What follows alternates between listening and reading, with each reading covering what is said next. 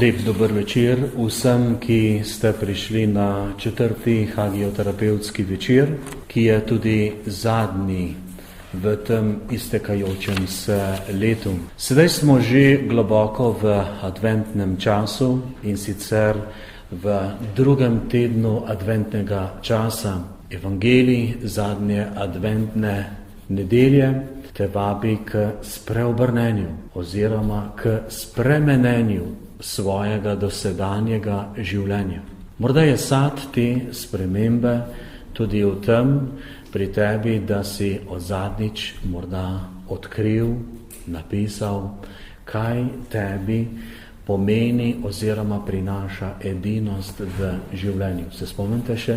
Dobro, če je morda kdo kaj lepega napisal, bomo veseli, če nam morda prinese kakšen list, da bomo obogatili drug drugega. Drugače pa pojdimo mi danes naprej, malo pa še prej osvežimo, kaj smo zadnjič slišali pomembnega za našo duhovno rast v veri in tudi kaj smo novega zvedeli o hagioterapiji. Rekli smo, da nas edinost vabi in vodi v zbranost, da je edinost temeljna podlaga in funkcija človekovega življenja ter njegove ustvarjalnosti in rodovitnosti.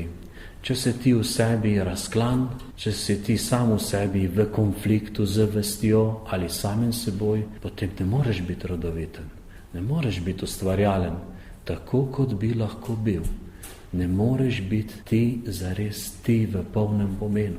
In poglejte, edinost je hkrati tudi predpogoj pravih odnosov in prave molitve. Zadnjič smo dejali, da ravno po načelu edinosti deluje tudi človekov spoznavni proces, ki zaobsega misel, besedo in dejanje. In po drugi strani pa smo povedali, da vera pomeni tudi edinost z nekom, ker vera zmeraj oblikuje vez pripadnosti nekomu. Še več, rekli smo, da edinost v meni samem oziroma v vsakem človeku ustvarja najprej harmonijo.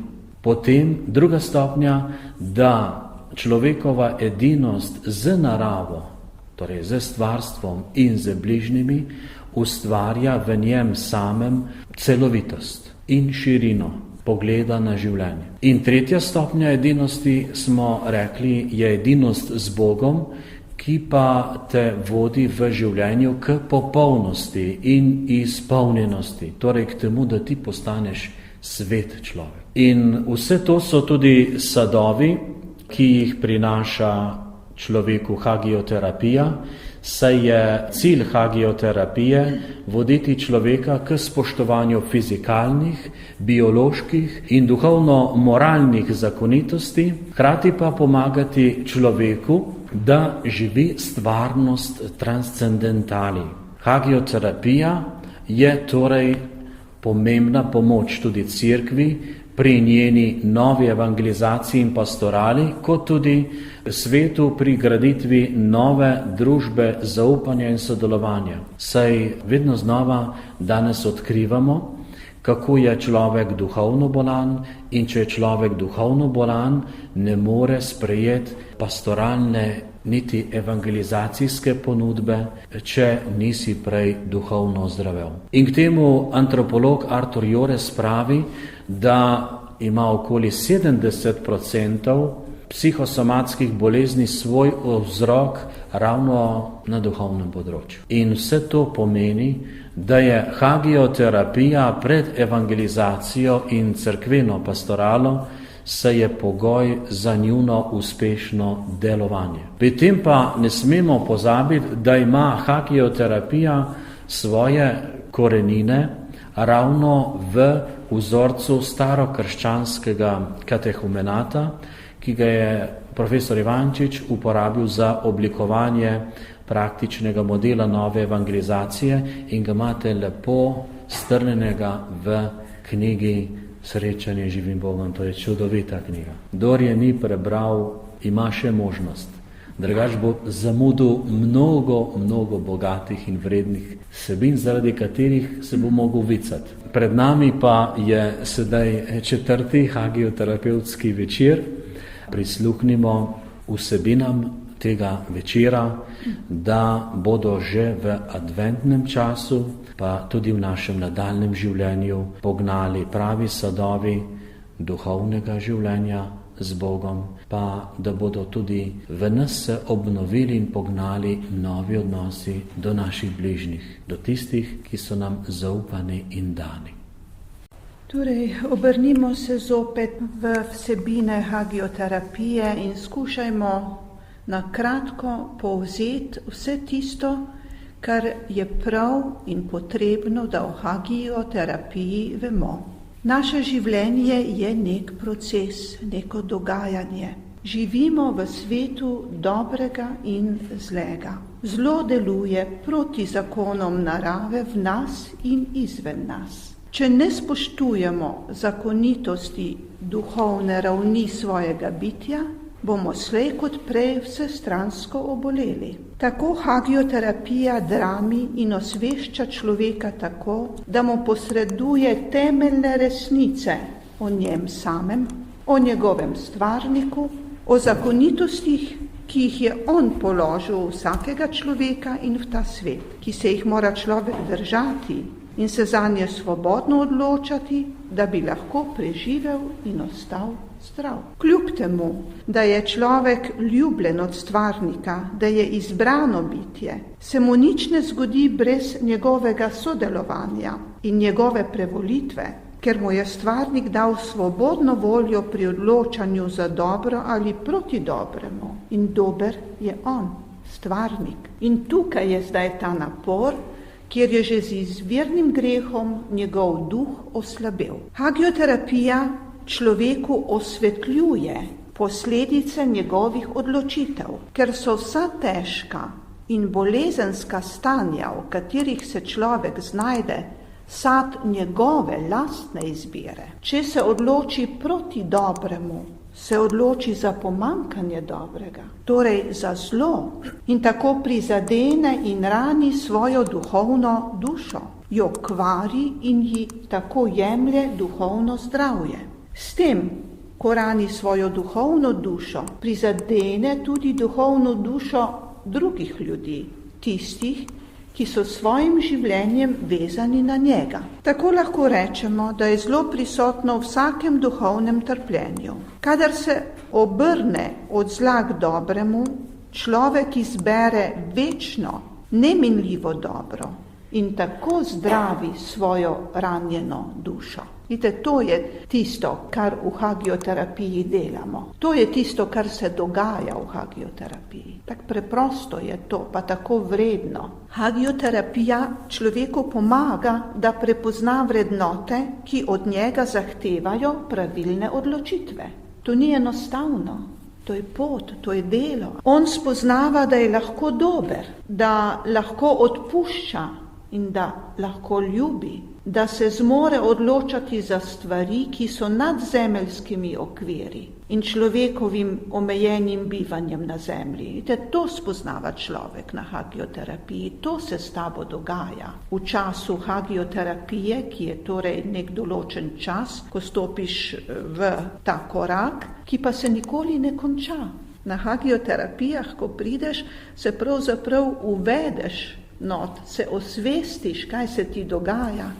Potem si pa not in veš, da je to brezkončen proces. Zato smo tam na začetku rekli, da je življenje proces in hagioterapija je v tem procesu not bistvena. S hagioterapijo torej se človeku pomaga, da spozna in zgradi svojo moralno presežnost, ki ga torej zavedno zaznamuje. Ko ti enkrat spoznaš, ko doživiš te moralne zakonitosti, svoje duhovne dimenzije, postane del tebe, to te vedno zaznamuje. Ti se osvestiš tega, da si človek in kaj s tem, ko človek si, kaj imaš, kaj ti je dano. Hagioterapija torej da človeku spoznati, da poleg materialnega sveta obstaja tudi duhovni svet, v katerem ustvarja in živi lahko svobodno, živi gotovost, zaupanje in se odpira duhovnemu zdravju. To, da poleg materialnega obstaja tudi duhovni svet, mnogo ljudi sploh ne razmišlja o tem. Hagioterapija ti odpre okence in potem se okno vedno bolj odpira in tvoje zavedanje samega sebe je vedno močnejše, vedno širše. Tako v duhovnem področju ne govorimo o bolezni, ampak o pomanjkanju duhovnega zdravja. Zato v hagioterapiji nadomeščamo odsotnost zdravja tako, da ga prinašamo tja, kjer je zlo zmanjšalo moč dobrote, resnice, lepote in ljubezni. To je čist poseben način zdravljenja. Torej, da še enkrat ponovim, v hagioterapiji nadomeščamo odsotnost zdravja in sicer tako, da tja prinašamo tisto, kar je zlo zmanjšalo. To se pravi, zlo zmanjša moč dobrote, resnice, lepote in ljubezni. In v hagioterapiji mi to prinašamo. Takšen je torej način zdravljenja. Rečemo lahko, da je bistvo hagioterapije vzpostavljanje celovitosti oslabljenega in ranjenega človekovega duha. To je torej bistvo hagioterapije. Vzpostavljanje celovitosti oslabljenega in ranjenega človekovega duha. In vsak je ranjen, kot sem že prej rekla, z izvirnim grehom je oslabljena duhovna duša. In neprestano prihaja od zunaj polno teh momentov, teh možnosti, da se ranimo, da se nas dotika zlo. In tu je naše življenje, tu je ta interakcija med zlem in dobrim. In mi smo tisti, ki se torej odločamo, ki se obračamo, ki sprejemamo ali dobro ali zlo. To je ta življenjski proces vsakega človeka. Človeka pa je mogoče resnično prepoznati v njegovi kompleksnosti oziroma celovitosti, psihofizične in duhovne dimenzije. Torej človeka lahko prepoznaš v tem, ker človek to je. Človeka zaznaš, da je več od drugih bitij, ki ga zaznaš v tej njegovi kompleksnosti. Psihofizično, duhovno bitje je človek. To je eno. Drugo pa je ta brezpogojna povezanost s njegovim stvarnikom. Človek je tisti, ki se odpira navzven, to se pravi v presežnost. In te presežnosti je stvarnik tisti, ki nekako človeka sprejema in mu daje širino obzorja v neslutene razsežnosti. Ta navezanost, odprtost k stvarniku. Človek s telesom in dušo pripada svojemu stvarniku, a ta povezanost je pa torej mogoča samo preko duhovne dimenzije. Človek edini lahko komunicira s svojim stvarnikom, nobeno drugo bitje ne. In za to povezanost in za to komunikacijo, ki jo človek ustvarja preko svojega duhovnega področja, mora biti človek usposobljen za to sodelovanje in komunikacijo. Če pa je človekova duša ranjena ali na kak drug način oslabljena, torej duhovna duša, takrat v človeku prevlada psihofizična raven. Preprosto. Ona je prisotna, duhovna je oslabljena in prevlada psihofizična, ki brez moči duha podleže zakonitostim telesa in psihe. In človek živi pač na psihofizični ravni, deluje, funkcionira na psihofizični ravni. In ta raven in te zakonitosti telesa in psihe ga odvedejo od večnih dobrin. Ga odvedejo in ga usmerijo samo na to zemeljsko in prehodno dobro. To poznamo iz vsakdanjega življenja. Kak veliko je takšnega življenja, torej na psihofizični ravni, ki nekako ne zmore in ne vzpostavi pravega ravnotežja z svojo duhovno naravo, preko katere se odpiraš v večne resnice. Človek oslabljenega duha izgublja torej povezanost z Bogom. Tako pade iz obstajanja človek iz svojega obstajanja, ki je zanjega specifično, samo njemu lastno obstajanje, ki sega preko to zemeljskih resničnosti, ne? In se ni sposoben ujeti življenjem, ker ga omejenost na to zemljo in prehodne vsebine zemeljskega življenja dela bolnega. Človek je poln strahov. On ne najde izhoda iz teh strahov, ne najde možnosti, kako se tem strahovom ubraniti. On je poln negotovosti, poln nezaupanja, ne najde smisla, on je zafrustriran, nezadovoljen in v vseh teh mnogih stiskah postane lahko celo hudoben. Tako pravimo. Tu in tam srečamo ljudi, ki pravzaprav trpijo in iz tega trpljenja postanejo hudobni. Poznamo to. S tem, ko je človek na kakršenkoli način, torej izgubil moč duha, lahko rečemo, da je izgubil tisto, kar ga dela specifično človeka. Izpolnjenega s hrepenenjem in upanjem. Vidite, kak je to nekaj neverjetno pomembnega, da smo polni hrepenenja. Ko je tvoj duh zdrav, je to hrepenenje neprestano odprto v neke tvoje vizije, v neke tvoje cilje, ne? In ti upaš, da jih boš uresničil. In to je lastno človeku. Brez tega človek ne more biti človek na poti svojega življenja. To mu pomaga pri ustvarjanju življenjskega cilja in ga ohranja na nogah. On čuti, ve, da je pomemben. Ve, da ni kar slučajno tu, da bo preživotaril in prevegetiral to življenje. In kaj je torej duh? Duh je tista svetloba, ki ti pomaga, da vidiš cilj. Svojo duhovno razsežnostjo ti vidiš cilj svojega življenja. In tako ti hagioterapija pomaga, da v sebi učvrstiš duhovno spoznanje svojega intelekta, s katerim vidiš dalje preko omejenih to zemeljskih okvirov. Svojim intelektualnim spoznanjem sežeš preko teh zemeljskih meja. In tu not je potem tiste spodbude, so hrepenenje, in upanje, da si ti tisti, ki boš to dosegel, ki si v to poklican. Kreativnost te požene, tvoje intelektualno spoznanje ti odpira to področje tvojega življenja. Postaja živo. In ko se k temu dodaš racionalno spoznanje tvojega razuma, takrat si sposoben videti svet in življenje takšno, kot v resnici je. In takrat se iz te resničnosti svojega dejanskega življenja, ki ni samo duhovno, ampak je torej tudi zemeljsko. Človek je z eno nogo na zemlji, pa odprt v presežnost, To se pravi, ne samo plava, ti moraš stati na zemlji, si v resničnosti tega življenja in tu je razum tisti, ki te pričvrsti. In ko ti kombiniraš intelektualno spoznanje s svojim razumom, takrat si pravzaprav v resnici in takrat se zmoreš trezno odločati za zemeljske in neprehodne vrednote. Takrat ti si trezen človek. Ker mi poznamo ljudi, ki niso trezni, samo nekje plavajo, ampak niso tudi neustvarjalni, ker človek je pač na zemlji mora stati. To je tisti razum zraven, ki ti daje to potem sposobnost dejanskega pametnega odločanja in ustvarjalnega koraka. Hagioterapija vodi človeka nazaj k njegovim temeljem.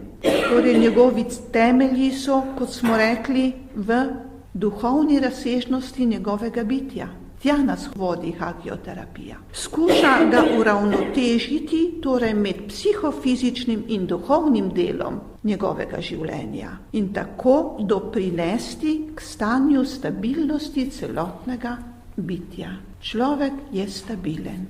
On ve, kdo je, on ve, kam je odprt, kje je tisto, kjer išče rešitve za svoje življenje in spozna ta prehodni korak zemeljskega življenja in se ozira v tisto večno resničnost, ki jo v sebi nosi in je deležen ob tem, ko se odpira vsebini in resnici svojega stvarnika, ki je dobro, ki je lepota, ki je resnica, ki ki je vse tisto, za kar je vredno živeti in iz česar človek pravzaprav jemlje svoje moči, iz česar je njegov korak gotov, kjer najde smisel, mir in srečo v svojem življenju. To je hagioterapija. Tako nas hagioterapija vodi skozi življenje. To je torej proces našega življenja, s katerim živimo, in če živimo vodeno, pravilno, pametno, modro, potem so efekti, sadovi gotovo mogočni, veliki. Sedaj bomo stopili naprej. V molitvi je pomembno izkustvo Boga. In izkustvo Boga lahko dobiš samo, če si na duhovni ravni. Torej, če si osvobojen vsega drugega. In največkrat pozabljamo, da nas molitev postavlja v navzočnost Božje ljubezni. Ljubezen pomeni imeti nekoga iz srca rad.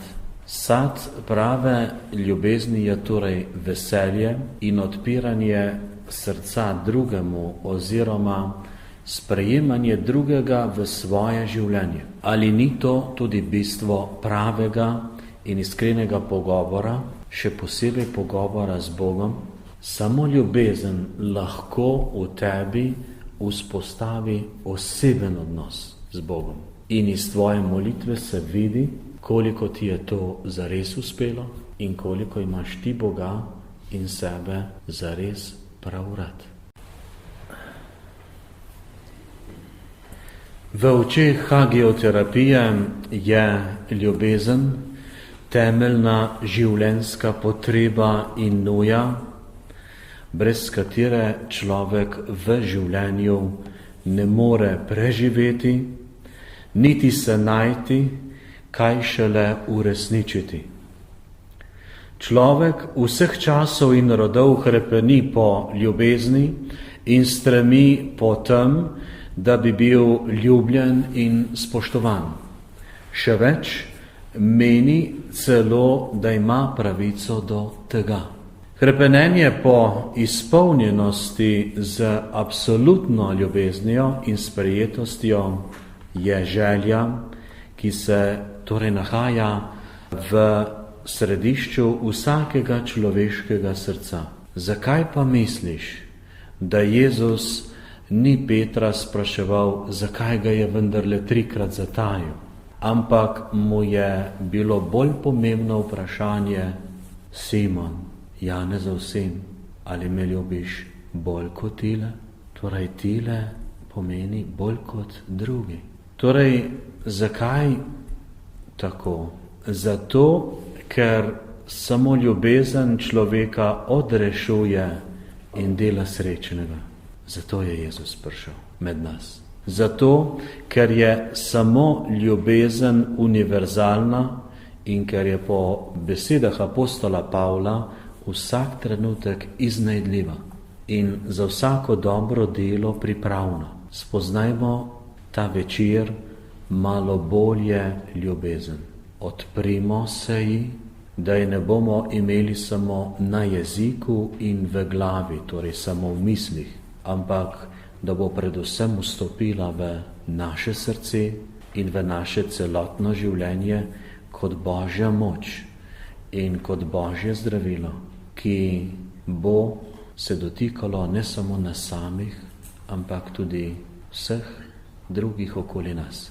Apostol Pavel v prvem pismu Korinčanom govori o ljubezni takole: ko bi govoril človeške in angelske jezike, ljubezni pa ne bi imel, sem postal brneč bron ali zveneče cimbale. In ko bi imel dar preroštva, in ko bi poznal vse skrivnosti in imel vse spoznanje, in ko bi imel vso vero, da bi gore prestavljal, ljubezni pa ne bi imel, nisem nič.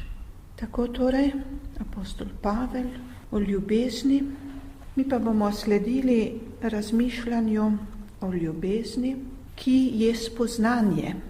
Ljubezen je spoznanje, da si nekomu dragocen in da je tudi tebi nekdo, ki hodi ob tebi skozi življenje, dragocen. in vreden tvoje ljubezni, ki je v tvojem srcu kot kal ljubezni večnega dobrega. Zato sprejmi samega sebe kot enkratno dragocenost njega, ki te je ustvaril iz ljubezni. Skušajmo to doživeti. Naj te besede stopijo v naše globine. Skušajmo to začutiti s spoznanjem. Spoznanje je globinsko doživetje, ki nas zaznamuje.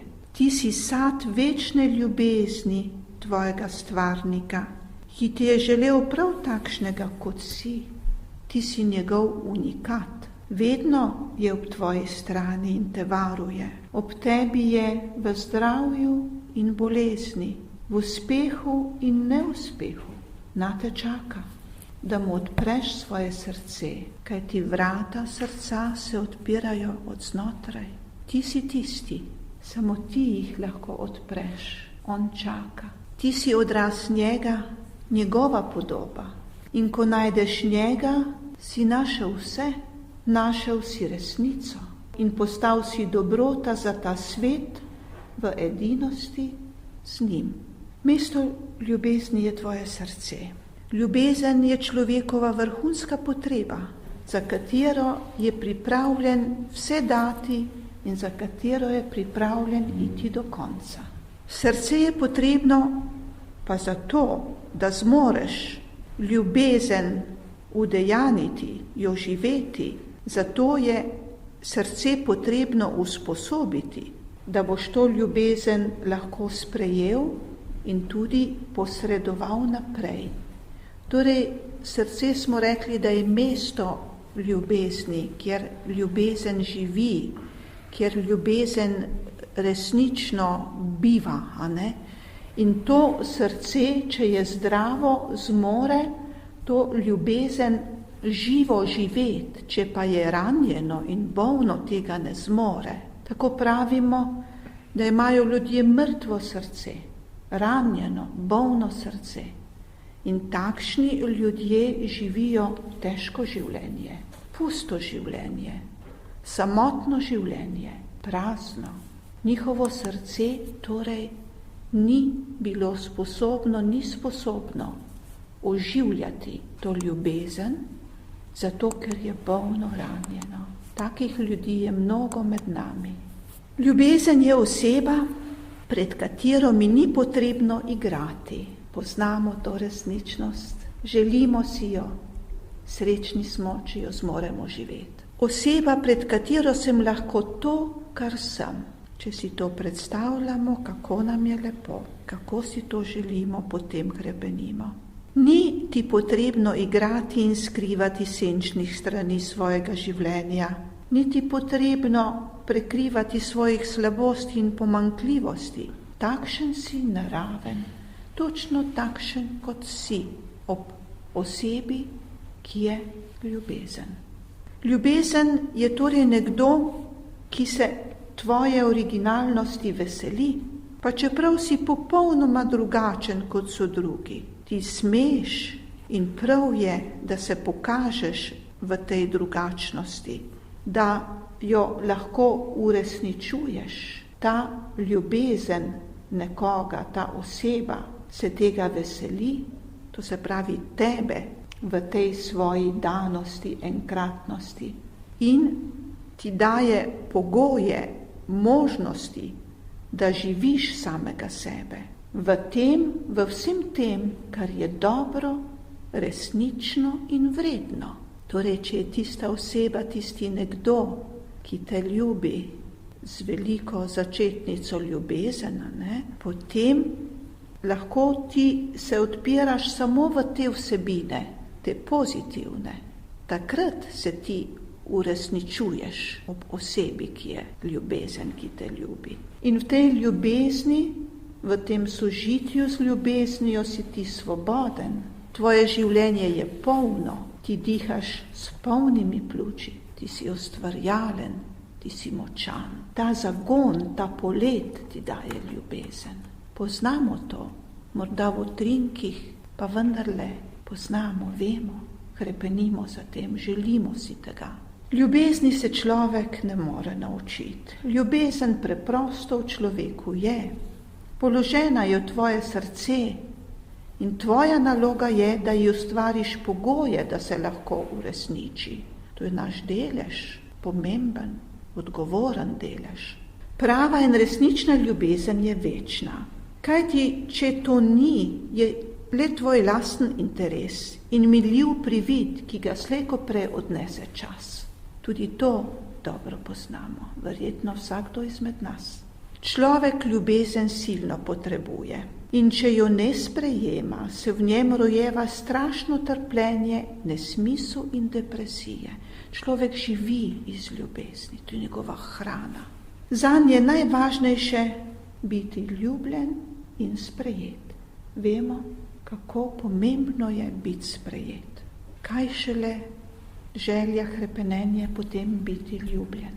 In ko izkusiš biti ljubljen, takrat zmoreš tudi sam ljubiti. To je izkustvo, ki ga daješ naprej. Človek sam ne more biti ljubezen, ampak je lahko samo odsev večne ljubezni. Tako kot ti nisi sonce, ti le dopuščaš, da te sonce greje, da te obseva. Zato dovoli ljubezni tvojega stvarnika, večni ljubezni, da te obseva, da v tebi živi in te izpolnjuje. In se tako preko tebe dotika ljudi, ki hodijo s tabo tako ali drugače skozi življenje. Po tebi bodo te večne ljubezni deležni tudi oni, spoznavali jo bodo in živeli iz njenih moči. Kako mogočen je človek v objemu ljubezni. Vsak izmed nas je poklican v ta korak takšne ljubezni.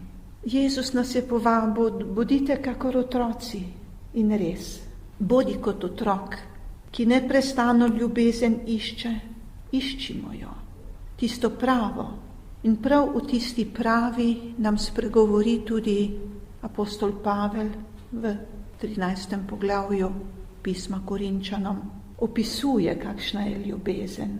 In če smo jo bili kdaj zmožni približno živeti, bomo iz teh besed se poiskali, kje nam še manjka, dodati k temu, kar on piše, ne? Ljubezen je potrpežljiva, dobrotljiva je ljubezen, ni nevoščljiva. Ljubezen se ne ponaša, se ne napihuje, ni brezobzirna, ne išče svojega, ne da se razdražiti in ne misli hudega. Ne veseli se krivice, veseli pa se resnice. Vse prenaša, vse veruje, vse upa, vse prestane. Takšna je ljubezen, prelita v človeško življenje, človeške situacije, človeške odnose. In ko se odpremo, ko se obrnemo k tisti večni, absolutni ljubezni, ki je naš stvarnik, ki nas je iz ljubezni svoje, absolutne, popolne ustvaril. In smo mi odsev, kot smo prej rekli, podoba te ljubezni. Torej, ko se obrnemo k tej absolutni ljubezni, ko se ji odpremo, spoznamo, da je to sonce, ki nas neprestano greje. Izpostavimo se temu soncu, tej ljubezni. Odpišimo vse, kar nas teži in skrbi. Naj nas obseva ta absolutna večna ljubezen. In tako je tvoj življenjski korak gotov, siguren, zaupljiv, predan. V vseh življenjskih situacijah, s katerimi se soočamo, vsak dan, vsak trenutek, vedno novimi. In če so vedno v duhu ljubezni, gradimo resnico, dajemo svoj delež, dajemo delež dobrote in sevamo to ljubezen naokoli. Vsi, ki so z nami, so deležni tega, kar je v nas, te resničnosti našega življenja, ki je Božji dar, dar ljubezni Boga samega, globine našega srca. Tako lepo nas je spomnila pesem, da imamo ljubezen Božjo sredi med nami, vsak dan se nam daje pri daritvi svete maše. Z njo se srečujemo v Božji besedi. Z njo se srečujemo v dobroti ljudi, tistih, ki iščejo resnico, tistih, ki znajo ljubiti. Med nami je ta ljubezen, Jezus. In zdaj v teh praznikih ga bomo posebno doživeli vse njegovi veličini učlovečenja. In zdaj vam bom jaz povedala eno pot človeka, ki je se srečal s to ljubeznijo preko hagioterapevtskih korakov, ko je ves trd in onemogel obstal sredi življenja in ni mogel več naprej. To je bil možak pri 40. Ko sem ga prvič srečala, niti ni govoril. Ko sem ga vprašala, kako mu je ime, sem komaj razumela. Bil je čisto izčrpan, brez moči. Stal je sicer na nogah, a njegov duh, njegova duhovna duša je bila težko bolna. In nekako je vstopil v ta proces hagioterapije. On je bil v težki depresiji, torej. Zdravo se je v bolnicah, je imel terapijo, pa vseeno je bil takole ubog. Leto dni je že bil v bolniškem staležu. Nič mu ni prišlo v pomoč.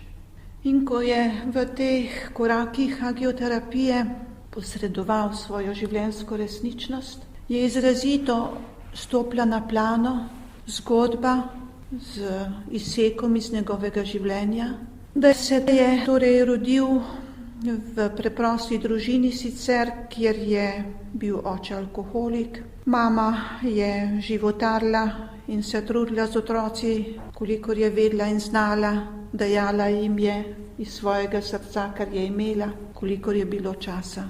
In ta fant je doživel spolno zlorabo pri 10 letih strani človeka, ki je bil zanj v njegovem otroškem svetu avtoriteta in ki bi ga naj globoko spoštoval. To se je zgodilo in s tem je v otrokovo dušo stopila huda travma. Ljubezen, ki je izrazito prisotna v področju spolnosti, kjer naj bi bila čista, prava, polna, je bila zlomljena, uničena.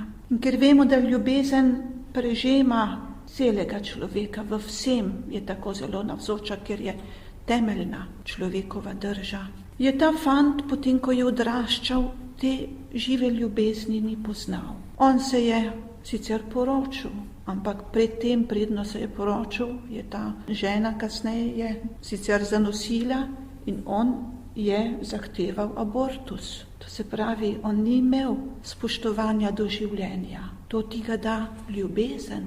Ko se je poročil, v zakonu ni bil zvest. On je iskal vseh vrst spolnih zadovolitev, ker mu je to bilo nekaj, kar ni nosilo v sebi te spoštljive veličine ljubezni. Njegova žena je ob njem bila uboga, oropana ljubezni. On jo niti ni spoštoval, rodila mu je 2 otroka sicer, do katerih ni imel on nobenih obveznosti, ne posebnih čustev, ne potreb, da jim ljubezen daje, ker jo ni imel. On je torej živel na psihofizični ravni svojega življenja, ker je ta temeljna resničnost v njem bila strta s posegom od zunaj, zlo od zunaj mu je uničilo ta Božji dar. In ker je bil tako izčrpan, tako brez sposobnosti in možnosti živeti človeško vredno življenje, je vedno bolj usihal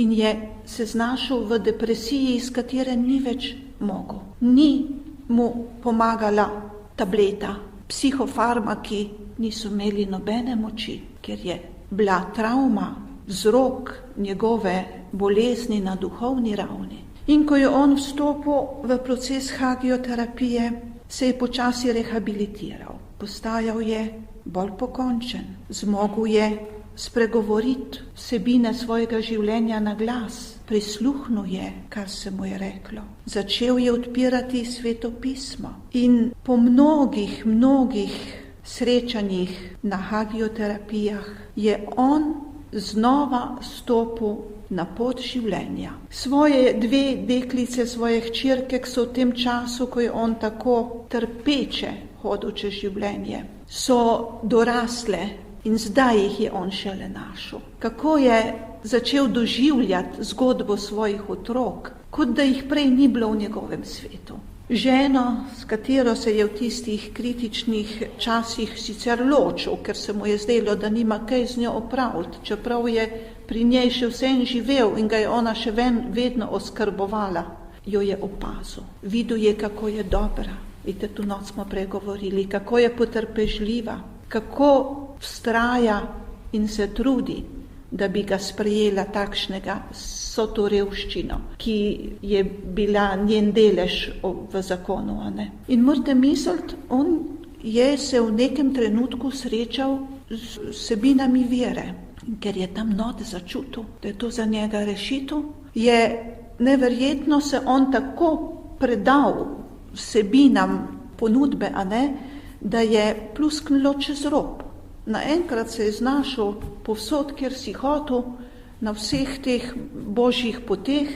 Naenkrat ga srečaš sred mesta, ima molitvenik okoli pasu, pa moli rožni venec. Vidite, kakega je to nekam vrglo česa. Vidite, in tudi to je bilo potrebno popravkov. Tako kot smo prej rekli, človek mora z eno nogo stati na zemlji. In to je bila kar naporna pot, da se je on ujel, kot smo prej govorili. Psihofizično razsežnosti treba ujeti z duhovno razsežnostjo. No in tako je človek splaval v življenje in sedaj živi.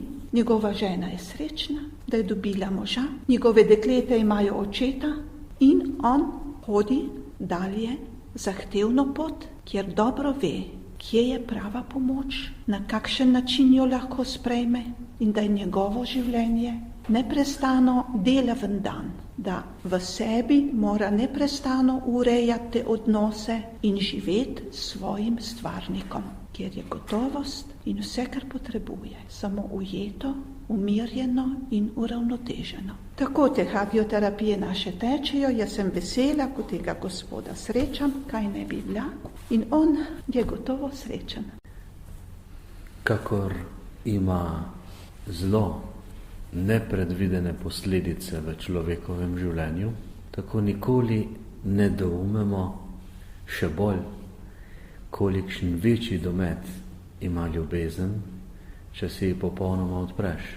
Tako lahko to samo slutimo v življenju ljudi, ki so dali mesto in popolni da tej Božji ljubezni. Mariji, mati Terezeja, Janez Pavel II in še mnogi vredni ljudje, vključno tudi z čudovitim patrom Pijem iz Peltrečine, kakšne darove so oni to imeli. Mi si jih niti malo ne upamo na nje spomniti, ampak zaradi popolne ljubezni. Kaj pa je popolna ljubezen, če ne popolnoma sebe podariti nekomu, ki je večna ljubezen? Pri tej ljubezni nisi nikoli izigran, nikoli prevaran, nikoli ponižan, nikoli razvrednoten, ampak zmeraj si ob tej ljubezni rešen, dvignjen in še marsikaj drugega. Prav je morda, da še stopimo v zadnje vsebine, ki jih želimo na tem večeru podeliti na kratko z vami. Pomisli sedaj na hitro, si ti zgolj slučajno na tej zemlji? Kdo se te je prvi zaželel in te z ljubeznijo načrtoval? Kdo je tvoj resnični oče? Spomni se, ker te Bog ljubi, ti obstajaš in samo njegova ljubezen prinaša in daje življenje. Poglej, ko si ti prihajal na svet, tvoji starši niso niti malo slutili ali vedeli, kdo bo prišel oziroma kakšen boš ti, ali kateri bodo darovi in prednosti tvojega življenja, ki te bodo krasili. Nekdo, ki je večna ljubezen in hkrati nebeški oče, je popolnoma pretkal tvoje bitje svojo popolno ljubeznijo in dobroto. Samo spomni se, da imaš lepe in zdrave oči, ravno tako ušesa, zobe, nos, pa zdrave in močne roke in noge. zdrava prebavila in ostale organe, ki drug z drugim med seboj sodelujejo. Ti si torej živi človek, živa duša in sad Božje ljubezni in dobrote. In dobrota je hčerka ljubezni. Vidiš, koliko je Božje ljubezni in dobrote položena vate in kako te leta vedno znova vsak dan nosi, podpira, oživlja in obnavlja vsak dan. Zares, Bog stvarnik je tvoj oče. On ti, kakor oče, svojemu otroku vse nudi in želi, da ti v tem svetu uspeš in se uresničiš. Poglej, daje ti lepo stvarstvo, različne letne čase in njegove sadove, pa tudi svež zrak, da vsem tem ti lahko uživaš in obstajaš. Daje ti tudi čisto vodo in hrano, da se lahko preživljaš. Daje ti torej vse, kar ti potrebuješ, da lahko živiš in preživiš in uspeš. Vidiš, kako neizmerna, vsemogočna in raznotera je ta ljubezen tvojega nebeškega očeta. In ta nebeški oče je torej tvoj oče, saj vedno misli na te z ljubeznijo. Poglej, kolikokrat se ti sekiraš, zaletavaš v zid, ker te ta ali oni ne sprejema, ker te ta ali oni zavrača. Nekdo je vedno, ki misli na te in ima prostor v svojem srcu zate in ti velikokrat nanj pozabiš. In poglej, podaril ti je tudi tvoje dneve, tvoje sposobnosti, zdravje in življenje, mnoge nove ideje in navdihe, kakor tudi ljudi okoli tebe. In slednjič se ti je z vso ljubeznijo, ki jo premore, podaril tudi po svojem Božjem sinu. Ti torej nisi nikoli sam, če prav gledaš v življenju. Prav gledati pomeni gledati z očmi ljubezni. Samo poglej, koliko Božje dobrote in ljubezni ti je v življenju podarjeno in ti na to največkrat pozabljaš oziroma sploh tega se ne zavedaš, ne vidiš več. Če sklenem današnji večer, zares torej drži, kar pravita Jezus in Svetopismo, da je Bog ljubezen in da je nebeški oče edini, ki je dober, absolutno dober, vsak trenutek, saj se njegova dobrota pred tvojimi očmi vedno znova vsak dan obnavlja in zares traja vekomaj. In zares srečne oči, pravi Jezus, ki to vidijo in sprejmejo ter se tega veselijo. Želim vam, da bi ne samo v tem adventnem času, ampak tudi v nadaljnjem vašem življenju bile takšne tudi tvoje oči. Torej, mi smo zelo veseli in hvaležni za vašo pozornost, za čas, ki ste se ga vzeli. Želimo vam še bogat preostanek adventnega časa, hkrati pa vam želimo blagoslovljene božične praznike in seveda obilo Božjega blagoslova, Božjega varstva in vsega tistega, kar potrebujete v novem letu 2013.